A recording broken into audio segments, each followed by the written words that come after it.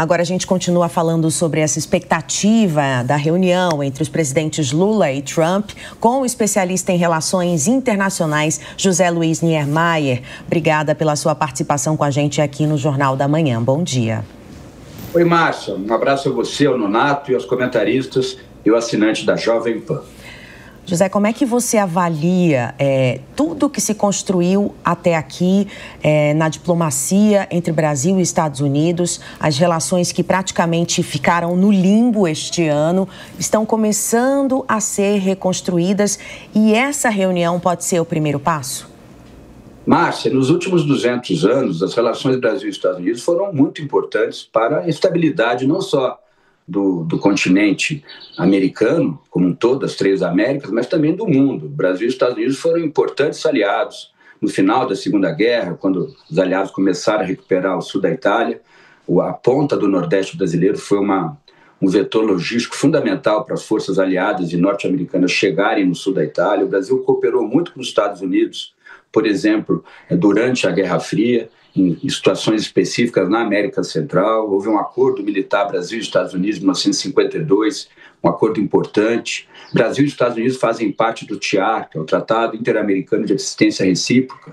Quer dizer, são países aliados. No século XX, no século XXI e também no século XXI, quando houve os atentados de 11 de setembro, os Estados Unidos da América tiveram o Brasil apoiando os Estados Unidos da América na luta contra o terrorismo. Não participou diretamente, mas apoiou diplomaticamente os Estados Unidos da América. Então, são países aliados, com uma linha de comércio exterior, de cooperação econômica muito grande. Os Estados Unidos investem muito no Brasil com suas empresas, né, privadas e mesmo as estatais, e também o Brasil tem uma participação interessante no comércio com os Estados Unidos, inclusive exportando produtos de valor agregado, que ajudam a economia norte-americana, assim como importam também produtos de valor agregado, muita tecnologia. Então, são países parceiros, seja do ponto de vista econômico-comercial, seja do ponto de vista estratégico-militar.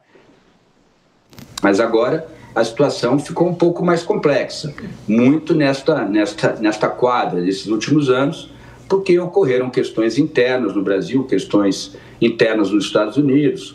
O presidente Lula apoiou diretamente o presidente Biden contra o presidente Trump. Ele errou nesse sentido, na minha opinião, não deveria ter tomado essa posição. Então, o início do mandato de Trump com relação à administração federal brasileira, eles foram muito críticos, continuam críticos, e aí surgiu o tarifaço, que é uma medida discricionária, decidida pelos Estados Unidos da América, uma medida que eu acho uma medida errada, porque ela vai contra o comércio internacional, a liberdade no comércio internacional, mas me parece que os dois presidentes vão ter, por esses dias, não sei se é hoje a conversa ou amanhã, uma conversa que pode ser muito interessante, tanto para o Brasil como para os Estados Unidos da América. Bem, a ideia é que seja amanhã. Agora, professor Niemeyer, diante disso que está sendo proposto, e até por ser o primeiro encontro, né, depois de toda aquela polêmica com os dois juntos, dá para a gente dizer que o ideal seria focar no tarifaço e não pensar em Venezuela, por exemplo, ou que a ONU está enfraquecida, ou seja, os demais assuntos, que não as tarifações, ou até mesmo punições para os brasileiros aqui internamente. Esse deve ser o cardápio e os demais temas ficam de fora?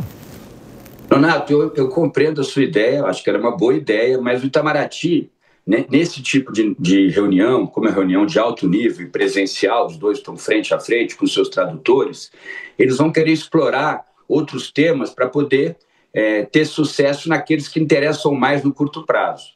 Então, o presidente Lula vai dizer que que critica a posição norte-americana com relação a uma postura mais dura com relação à Venezuela em águas internacionais. Por enquanto, os Estados Unidos da América estão atuando em águas internacionais, não em mar territorial venezuelano. O presidente Lula vai mencionar a importância da paz no Oriente Médio. Nesse ponto, acho que eles vão até concordar, e vai ser bom que o presidente Trump nessa hora concorde com ele.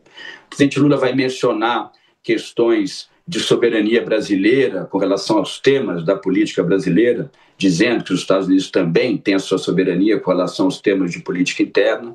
Vão concordar. Então, ele vai tratando destes temas. Essa é a tática e a estratégia da chancelaria brasileira, que foi explicado ao presidente Lula, assim espero, né?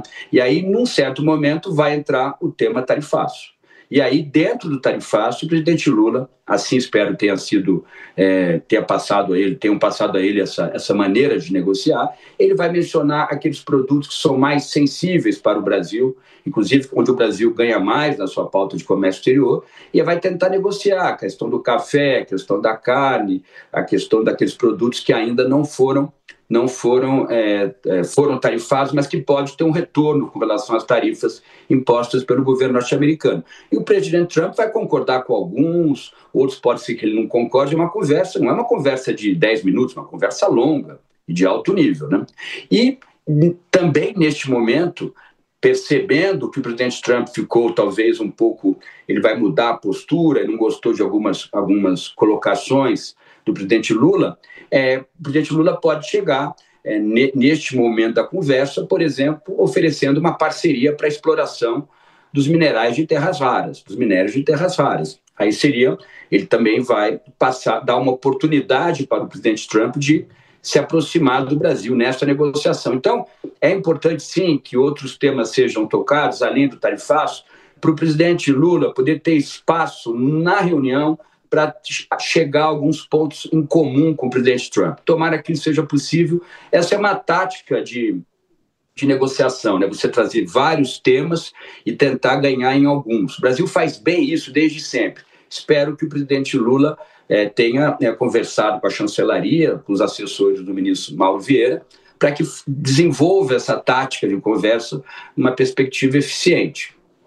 Agora, professor, como você avalia que a imagem do nosso país saiu de toda essa situação? Não só o presidente Lula, mas o Brasil saiu fortalecido, apesar do tarifaço, diante de um cenário internacional que é incerto economicamente. O nosso país conseguiu se sustentar e também abriu novos mercados. Então, mostramos que temos autonomia e temos por onde escoar também a nossa economia, apesar dos Estados Unidos. Isso também, frente a Donald Trump, faz aí uma força nessa negociação que vai acontecer amanhã?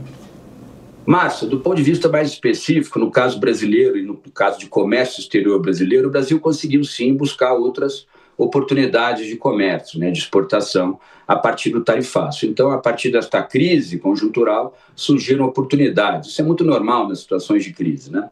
Agora, do ponto de vista do sistema internacional, o Brasil tem uma postura hoje que me parece muito positiva com relação ao que a gente chama de soft power brasileiro, da imagem do Brasil no sistema internacional, muito porque o sistema internacional vive um cenário, Nonato e Márcia, para alguns analistas, de pré-Terceira Guerra Mundial, né? É um cenário muito, muito grave, muito grave. É um sistema internacional muito competitivo, fragmentado, potências em ascensão, outras potências em declínio, na opinião de vários analistas. É um cenário muito mais entrópico do que cooperativo. Então, o Brasil, ao passar esta imagem, e ao presidente Lula falar de governança internacional, de respeito à soberania, de diminuição da fome, inclusive ele mistura, né, temas muito conceituais em relações internacionais com temas corriqueiros da política doméstica, por exemplo, brasileira. Miséria e soberania, estabilidade internacional, impedir países, a partir do Conselho de Segurança, de não declararem guerra e invadirem outros países, como foi o caso da Rússia. Ao mesmo tempo, ele fala de direitos humanos, ele mistura temas que a gente chama de temas da alta política com temas da baixa política. E isso passa uma impressão muito interessante da agenda brasileira para o sistema internacional e, mais ainda, na minha visão, passa uma imagem positiva do Brasil como Estado soberano e independente para a população brasileira. Isso repercute muito na população brasileira, vide que nos últimos meses, a partir desse discurso de soberania econômica, de defesa da governança global, o presidente Lula tem aumentado muito os seus índices de popularidade nas pesquisas. Nós conversamos então com o especialista em relações internacionais, José Luiz Niemeyer. Muito obrigada pela sua participação. Um bom dia. Obrigado você, Márcia. Um abraço a você, o Nonato, assinante da Jovem Pan. Obrigado, professor.